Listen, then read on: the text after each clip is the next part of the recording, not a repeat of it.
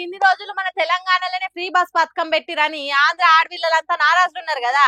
ఇప్పుడు వాళ్ళకి ఏ రంది లేదు పోన్రి. ఎందుకంటారా, ఇవాళ ఏంది 15 ఆగస్టు. మరి ఇవాళ ఆడోళ్లకు ఫ్రీ బస్ పథకం అమలు చేస్తా అని మాట ఇచ్చిండు కదా చంద్రాల సారు.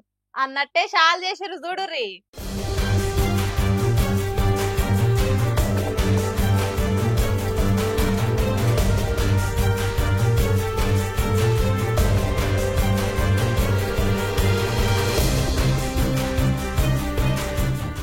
ఆ త్రిమూర్తులు ముగ్గురు ఒక్కతాన్నే దర్శనం ఇచ్చారు కదా.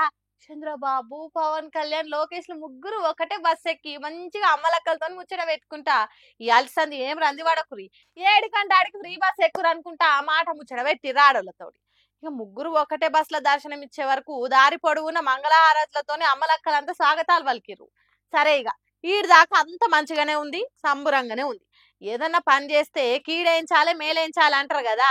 ఇగో గిడ్దిక్కు చూడు అస్సలు సినిమా.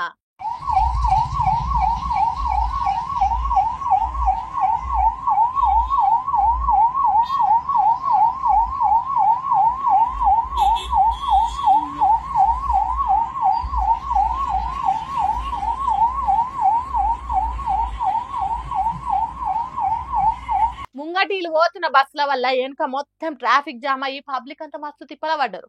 అంతేకాదు ట్రాఫిక్ లో అంబులెన్స్ కూడా ఇరికిపోయింది పాపం. మరి ఎంతసేపటిగా ట్రాఫిక్ క్లియర్ అయిందో గానీ ఫస్ట్ రోజే ఈ వీడియోలు మొత్తం గిరికలు కొట్టి నెగిటివిటీ ఖాతాను తెరిచినాయి.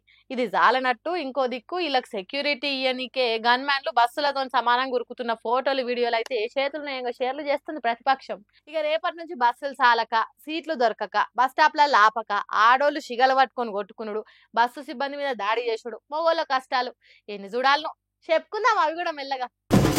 త్యాగాలు మా చరిత్ర, భోగాలు మీ చరిత్ర అని గోరెటి ఎంకన్న పాట పాడినట్టు స్వాతంత్రం కోసం పోరాటం చేసిన ఆనాటి యోధులు గట్టిగానే అడిగిండ్రు మంత్రి కొండా సురేఖను. 15 ఆగస్టుకు అప్పటి వీరులను సన్మానించిండ్రు హన్మకొండల.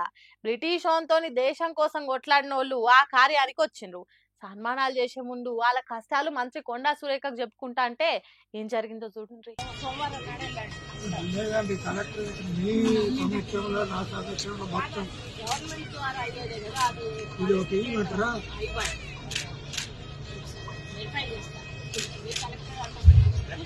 ఈ రకంగా స్వతంత్ర సమరయోధుల్ని గౌరవ మంత్రివర్యులు శ్రీమతి కొండా సురేఖ గారు, జిల్లా కలెక్టర్ గారు, సిపి గారు అందరూ కలిసి శాలువతో పూలమాలతో సత్కరిస్తున్నారు, అభినందిస్తున్నారు. నాటి స్వతంత్ర పోరాట ఇన్నరా, మేమేమో కష్టపడ్డాం మీరేమో అనుభవిస్తారా, మాది త్యాగం అయితే మీది భోగం అవుతున్నది అన్నట్టు మాట్లాడింది. పాపం ఏదో స్వతంత్ర సమరయోధులకు ఇవ్వాల్సింది ఏమి ఇస్తలేదో సర్కారు, లేకుంటే ఇంకేదైనా తక్లీఫ్ అవుతున్నదో తెలియదు కానీ కాగితాలు పట్టుకుని వచ్చి మంత్రి మేడంకి చెప్పిండు. కాగితాలు కలెక్టర్ ఆఫీస్లకు ఇచ్చిండు. ఇన్ని రోజులు బాగానే ఇబ్బందులు పడ్డట్టున్నది పెద్ద మనిషి. అందుకే మెడల దండేస్తుంటే మీద శాల్వ కప్పుతుంటే మాది కష్టం మీది సుఖం అవుతున్నదని కడుపులున్న కోపాన్ని ఎల్లగక్కిండు. కలెక్టర్ అపాయింట్మెంట్ ఇస్తలేడట, కోర్టు తీర్పు ఉన్నదని చెప్పినా పట్టించుకుంటలేడట. దేశానికి స్వాతంత్రం తెచ్చిన మా పరిస్థితే గిట్లుంటే ఇంకా సామాన్య జనం గత ఎట్లున్నదో అర్థమవుతున్నది అన్నట్టు తిట్టినంత పనిచేసిండ్రు ప్రతాప్ రెడ్డి అనే ఈ స్వాతంత్ర సమరయోధుడు. పాపం కొండా సురేఖ ఏం మాట్లాడక నవ్వుకుంటేనే సన్మానం చేసింది.